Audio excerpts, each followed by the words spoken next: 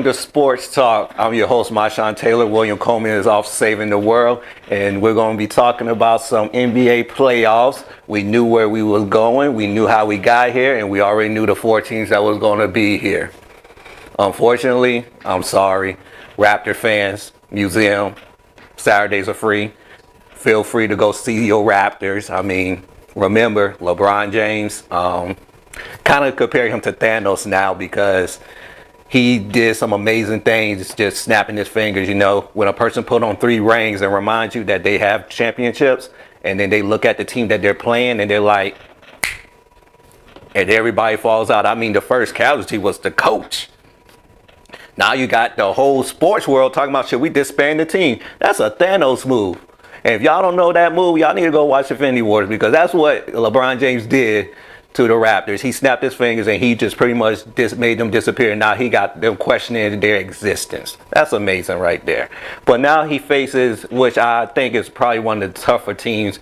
Despite, you know, what the Indiana Pacers did to him in the first round, they were still working out their kinks. Remember, they're still making lineup changes. They're still fitting in these people, these pieces. They got 4 new pieces, and then they didn't have Kevin Love, and all this came together within the first round. So now that they worked out these kinks, you see all of a sudden, hey, Kevin Love remembers that he's the second option. Great. Tristan Thompson remembers he plays basketball and he's just not another reality star with his girlfriend. Great. J.R. Smith realizes that he's more than just a head case.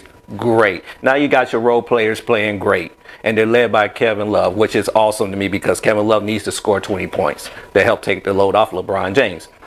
With that being said, now you got a situation where LeBron James will be facing a team that has nothing to lose. The Boston Celtics. Y'all look at the Boston Celtics and y'all like, they're a good team. I look at the Boston Celtics and I say they're a great team without 2 stars. Remember, 2 stars are not playing and have not played this whole entire playoffs. One didn't play the whole entire year. You literally have a team of nothing but 4 years and under in the league. Literally. I mean, Marcus Smart is probably one of the oldest people on the team. Everybody else is under 3 years. I mean, you're led by Tatum, who is a rookie. Jaylen Brown, this is his 2nd year. Terry, oh my God. I mean, he's making a case that Kyrie Irving may have an issue in that backcourt, but I don't think so. I think they'll work it out. I think their biggest issue is going to be at small forward, because if anything you learn from the Philadelphia experience is that when you have a rookie that comes in and you start that rookie the whole season, like Jahlil Okafor, and then all of a sudden you say, wow, you've been averaging 18 your rookie season, but now we want to put you on the bench, it destroys a rookie. Right now, Tatum's doing so well that I don't think you put him back on the bench. These are good problems that Boston have. And that's why I think Boston has nothing to lose. They don't have any fear. And that's the best part about this situation. They have no fear. So when now they're playing LeBron James, who's playing for legacy, Boston Celtics are just playing just to be playing right now. They know they're not supposed to be here.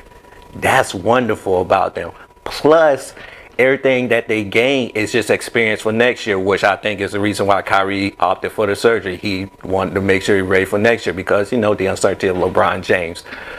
But with that being said, I see the Cavaliers pulling it in 6. I don't think it's going to go 7.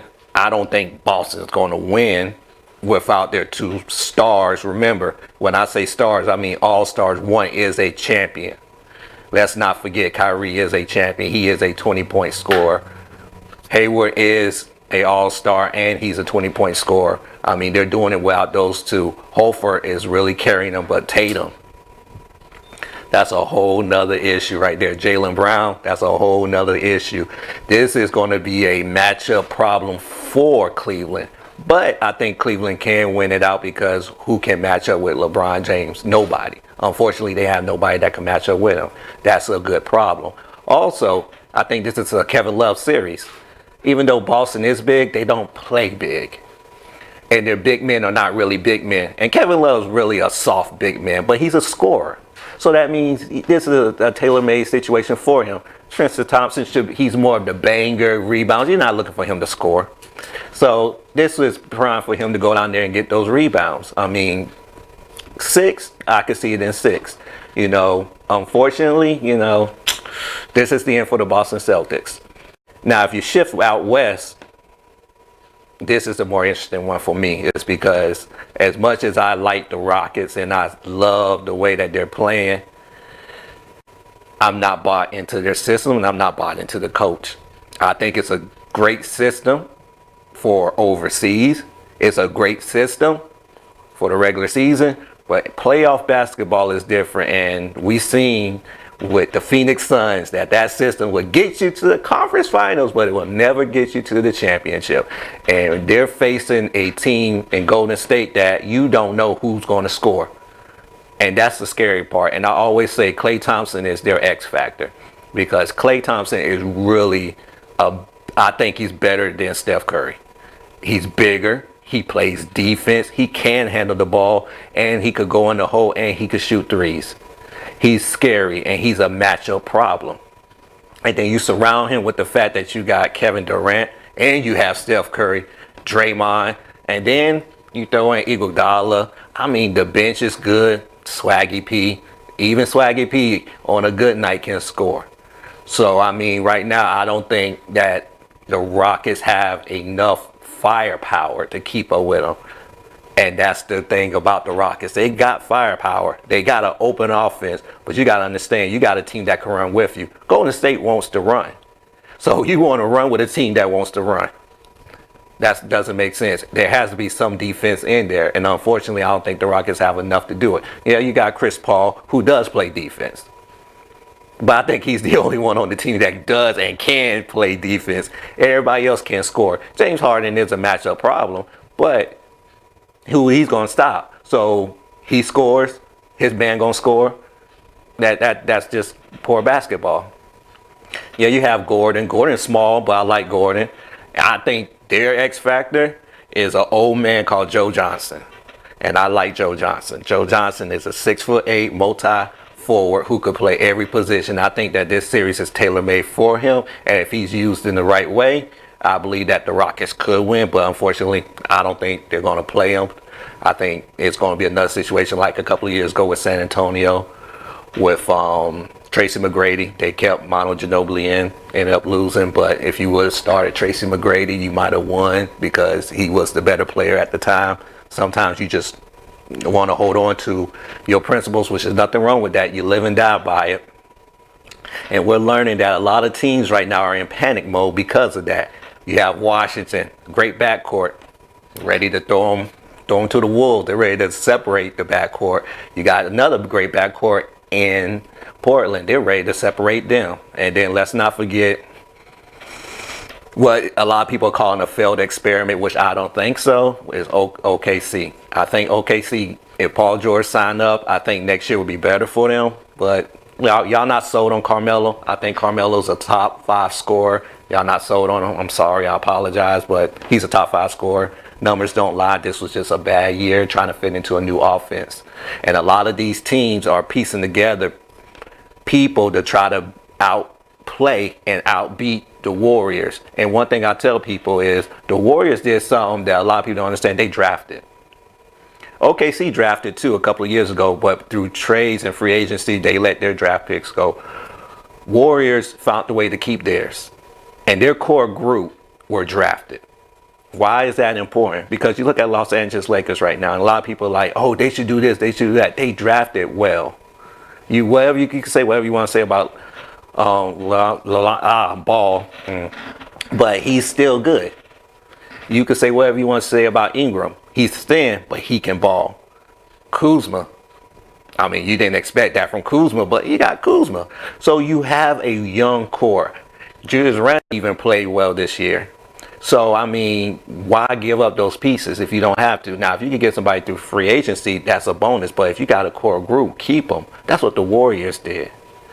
Philly, they drafted decent. I mean, some of their draft was weird. I mean, they drafted like 4 big men in a row. But overall, they did do well in drafting. And you see the fruits of their labor.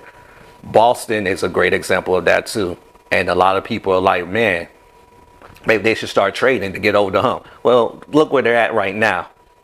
Out of all the other teams drafted, Boston are in the conference finals right now because they drafted well. These are their draft picks that are carrying them. That's what you got to understand right now. This is the draft picks that are carrying them. Drafting is important.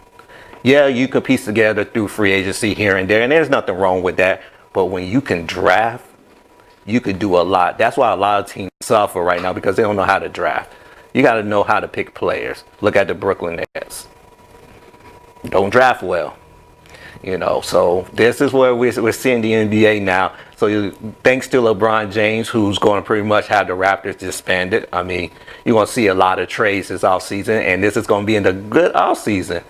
A lot of people are upset with San Antonio because of the mishandling of Kawhi, but a lot of people are mad at Kawhi. And I'm looking at it like, when you look at the person's future, we always say it's a business. Look at Isaiah Thomas. That's how you understand the business. You go from being fifth in the MVP vote and just a year ago, carrying the Boston Celtics to the same position they're in this year. You played, and a lot of people don't remember this because we have short-term memory. His sister died, and he still played. He was injured, and he still played. He gave 110% to that team during the worst moments of his life, and they traded him. I made the trade also. It's Kyrie Irving. You don't get no better than Kyrie Irving, who's 26. You got 10 years in Kyrie Irving. He's 28. That was a fair trade. But the point is, he did so much for the team, and when it was time for him to get paid, they shipped it. Went to Cleveland. You expect a man, once again, who started a whole season fifth, and then you want him to play number two. It's hard for a person to do that. No matter if you throw rings at him or not, it is hard. We take for granted what Miami put together a couple of years ago. We take for granted what the Warriors have done with Kevin Durant. We take for granted. Not everybody's like that. Not everybody knows how to fit into a team.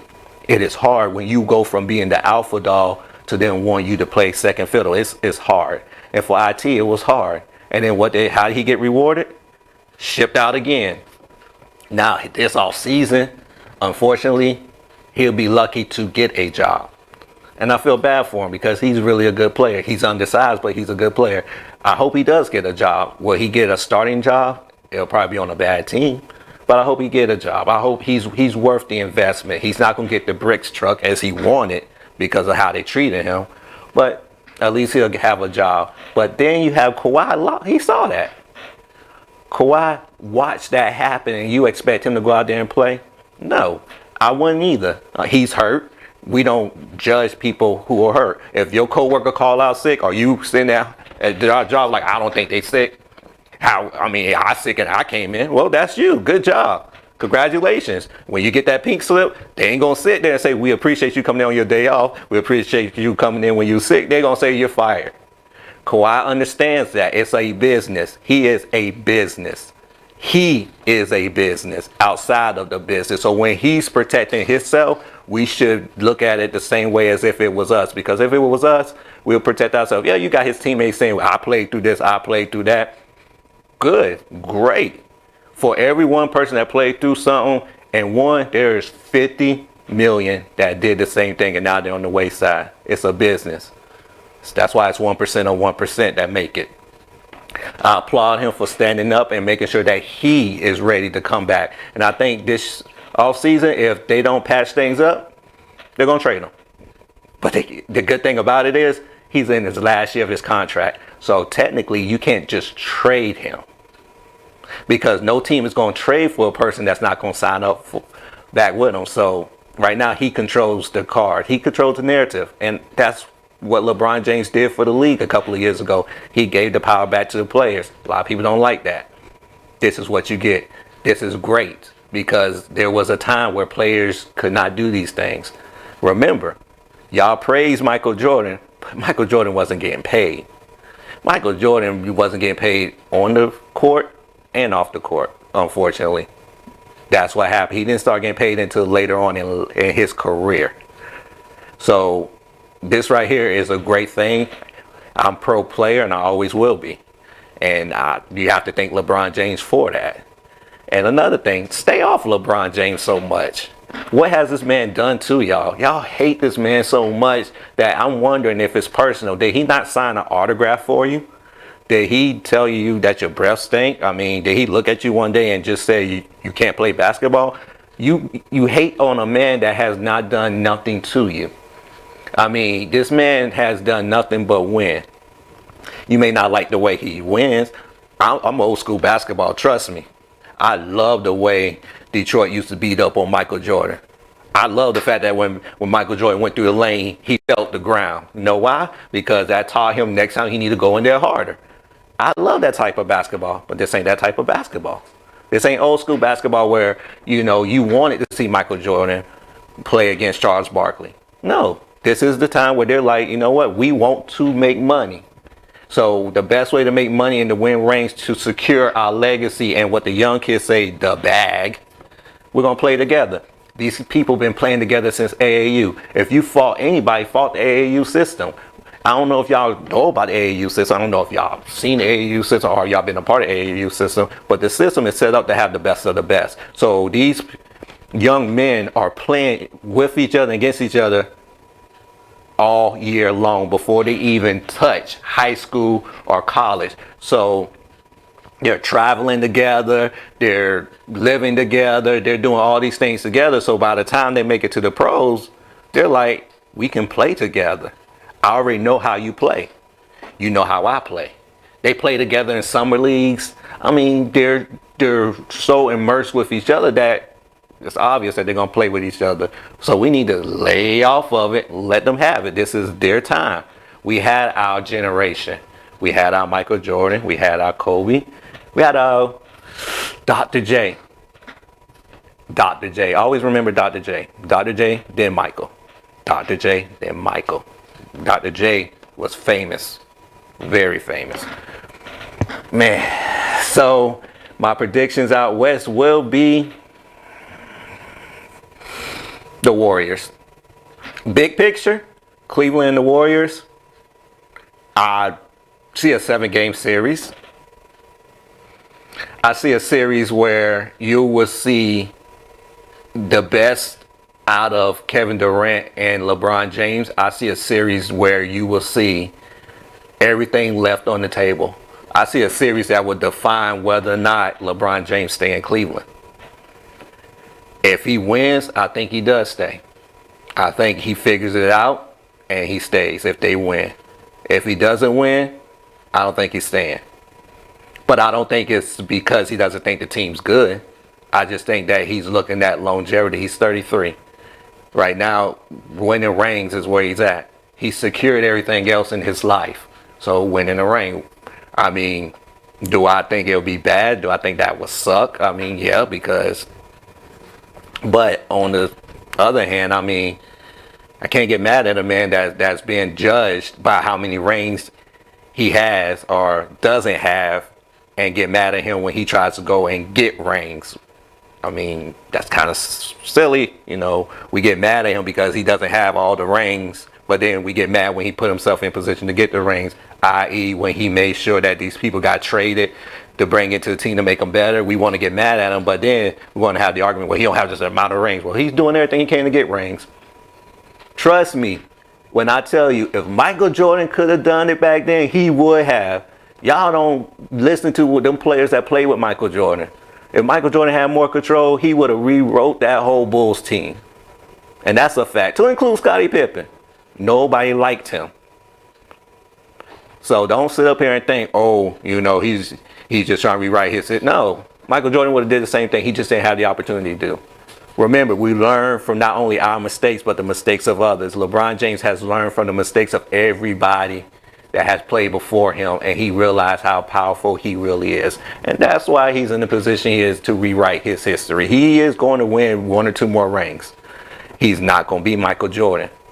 I don't know why y'all thought he was going to be Michael Jordan.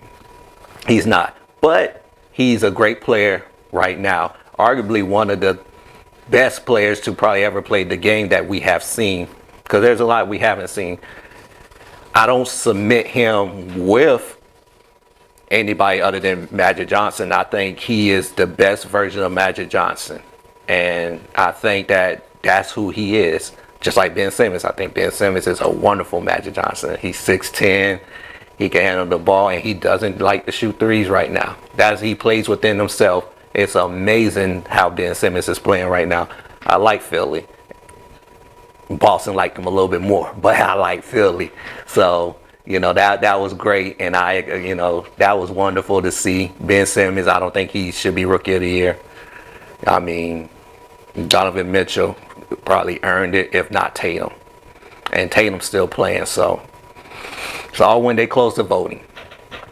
But this is the best time to watch sports because you still have Tiger Woods. And I don't know if y'all like this Tiger Woods. This is a happy Tiger Woods. This Tiger Woods is happy to be playing golf. I'm not used to this. Seeing him smiling, joking, and laughing. I mean, I think this is the first time in his life he has enjoyed golf. And that's pretty interesting because, 14 majors, made, I don't even want to count his money, but he made a lot of money. And we just now seeing him laugh and joke.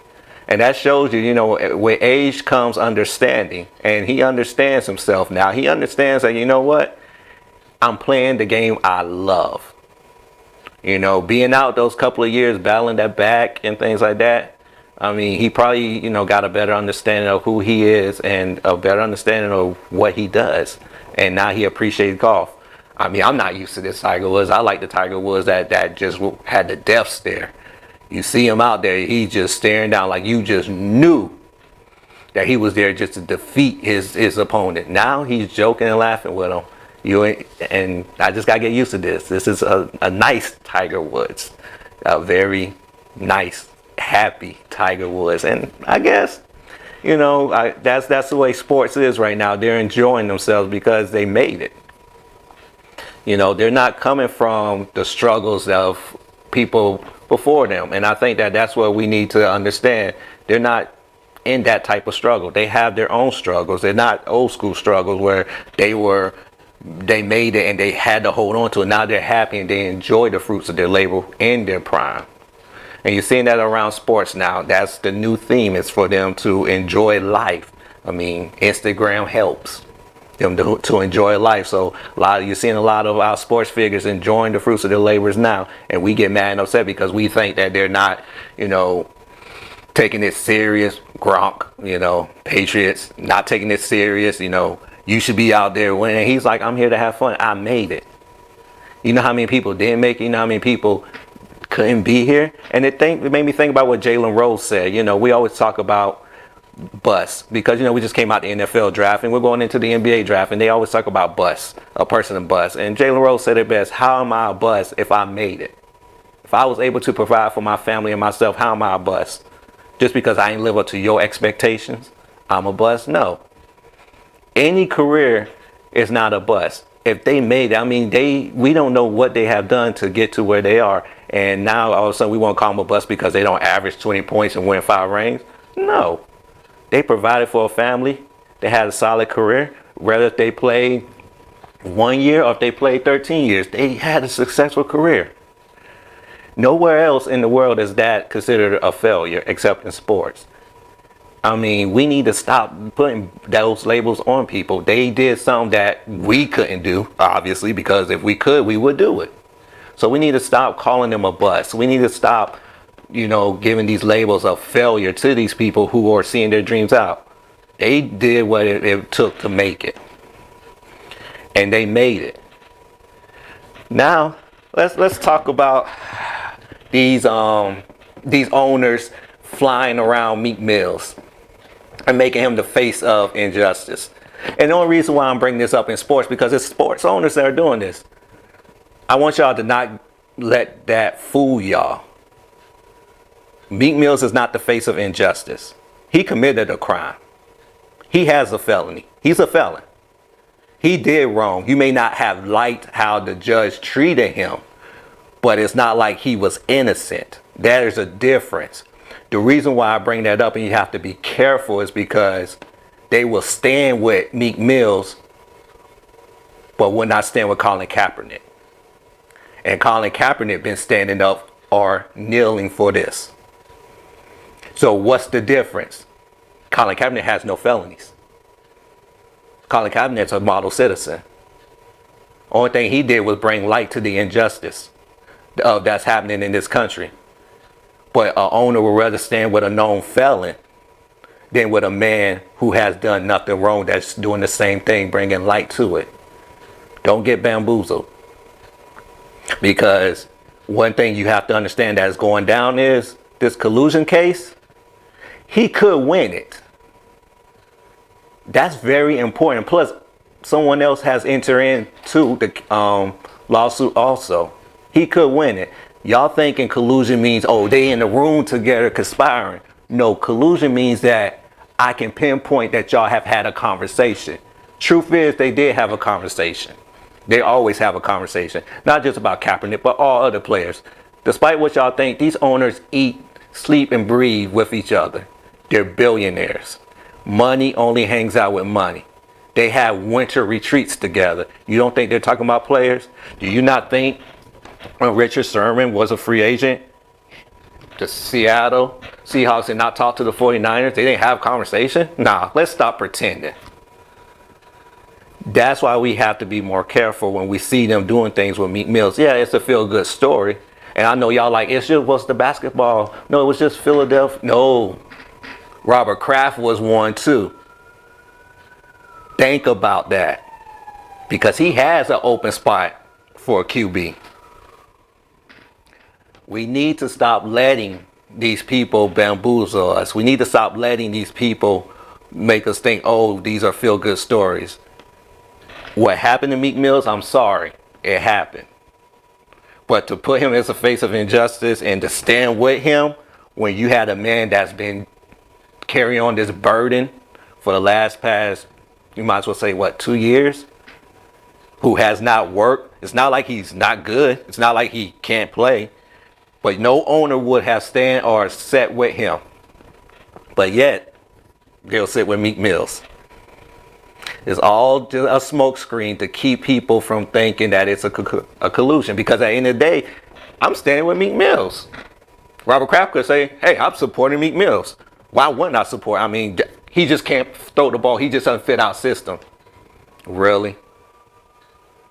No. Smokescreen. Be careful. Do not let these things fool you.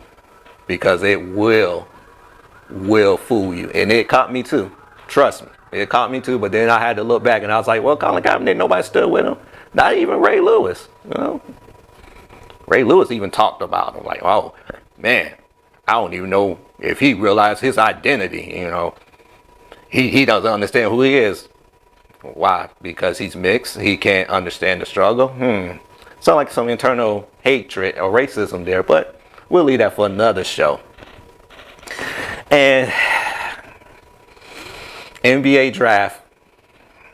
A lot of young players coming out. A lot of young players about to start life in the NBA. A lot of Duke players leaving. Starting all over again. Will they ever come up with a system to keep people in college? No. Should college players start a union? I'm pro. I think so. I mean, technically the NCAA is a union. Why can't they have their own union? I think they should. Football keeps the players for 3 years. Will that ever change? That might. I mean, why not go into football at age 18? I know we say their bodies are not fully developed, but when you still see people carrying off the field on their backs in stretchers and they're 30 years old, I mean, that could happen at any point in life. I mean, we need to start, reevaluating how we treating these young men and women. Because, I mean, the WNBA is starting up too. They just had their draft and they stay all 4 years. And the sad part about it is we need to start paying them too. Start watching the WNBA. There's some great players in the WNBA. We need to start watching and supporting them. A lot of these players not only play here, but they play overseas too because they're not making enough money over here. They have a shorter season. And it's like, why aren't we supporting them? Their stadiums are half empty. There are some great women players. Through college, I'm a big fan of the Huskies. I think they have a wonderful machine. They produce great players out of that program. And I think we need to start supporting them. The more support we show some, the more it will grow. And right now I think the WNBA needs that support. I mean, do we want to see it disbanded? I mean, the way it's looking, sooner or later we may not have it. And little girls, what they going to do? Little girls want to play sports. I mean, this gives them the opportunity. Take your little girls to see them. Take your sons to see them. I mean, their tickets are not that expensive. It's worth the go. I mean, you might see some great players, some great fundamental basketball. I'm a big fan of the WNBA. Personally, I love it. I think Maya Moore is wonderful. I think she's just a great player. But we need to start looking into that. If it was the lingerie league, I bet you a lot of men would be in it. I mean, the lingerie league for football, we watched it. I mean, why not watch some actual skilled players play? Not women, but skilled players play. They're playing in a different league. And we need to support that. I think the WNBA deserves our support, and I think we need to do more to support it so they can have 32 teams. They don't have 32 teams. They need 32 teams. The more support, the more teams they get. And draft season shows that. So I'm going to wrap this up with shout outs to some amazing people I've seen and came across in my life, from Lester Smalls to Webb, Dawu Elamine, Tiba, Travis, Vance, Coach J, Darnell with 2 L's, Filthy Rich, LY. And the reason why I'm doing this, and I'm not forgetting people, but I made a mistake and never told my cousin how I felt about him, and he passed this year. And one thing I always was taught, that you tell people how you feel about them, because you don't know how long they will be here. You don't know when your time's up. And unfortunately, the one person that I admired the most on this earth, I never told. And he left this earth not knowing, and I feel bad every day. And it's one of the things that haunt me. So if you got people in your lives that you really do care, it's Mother's Day weekend, let them know. Don't sit back and hold that in. Don't think you have tomorrow. Because to be honest with you, tomorrow is not promised. And the way the world is looking, the next minute is not promised. So give them their flowers now. Never wait until it's too late. Thank y'all. William Coleman may be back one day. I don't know. I think he's going to take the cape off. But see y'all later. Peace.